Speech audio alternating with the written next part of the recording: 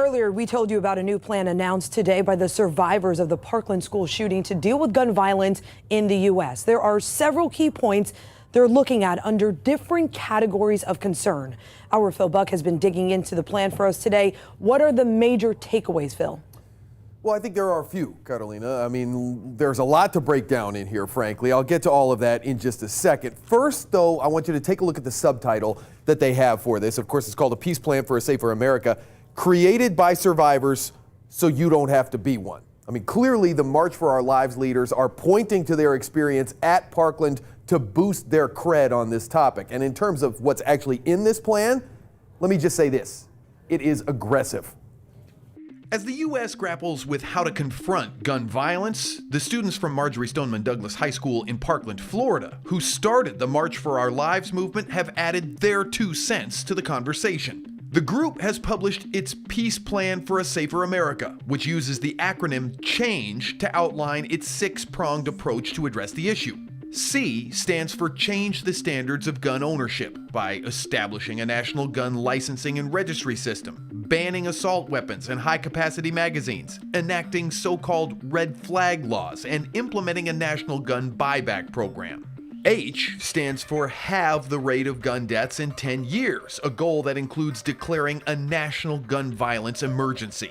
A stands for accountability for both the gun lobby and industry, which includes revisiting the Supreme Court's interpretation of the Second Amendment in District of Columbia v. Heller, launching FEC and IRS investigations into the NRA, and repealing the Protection of Lawful Commerce in Arms Act.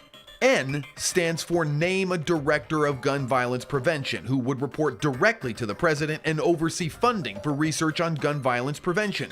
G stands for Generate Community-Based Solutions, things like urban violence reduction programs, suicide prevention programs, domestic violence prevention programs, mental and behavioral health service programs, and programs to address police violence. And E stands for Empower the Next Generation by automatically registering eligible voters and by creating a safety corps, which would serve as a Peace Corps for gun violence prevention. According to the plan's summary, these are the 6 steps that the next presidential administration and Congress must take to, quote, address this national gun violence epidemic.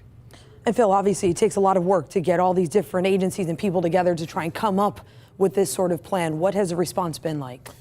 Well, so far, we're just getting response from you. Katie McCall and I did talk about this on Facebook Live earlier today. There was a wide range of responses in those comments. Certainly, we're already getting a lot of pushback from gun rights advocates. They are taking issue with a number of aspects of this plan, especially that National Gun Registry. Yeah, that's rubbing a lot of people the wrong way. In terms of a response from our elected leaders, nothing quite yet. I did reach out to both Rick Scott and Marco Rubio's offices today. Still waiting on a response from them. All right, so following the recent shootings in El Paso and in Dayton, you know, we want to hear from you on this. Do you think there should be a national gun registry? You heard Phil talk about that. Here's what you're saying in our 10 News Twitter poll.